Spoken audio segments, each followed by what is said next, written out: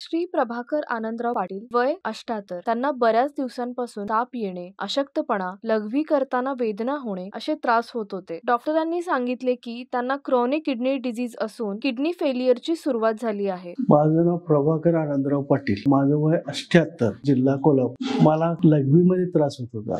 म्हणजे पहिल्यांदा लघवी जेव्हा चालू होईल तेव्हा दुखाय, संपल्यानंतर सुद्धा दुखाय.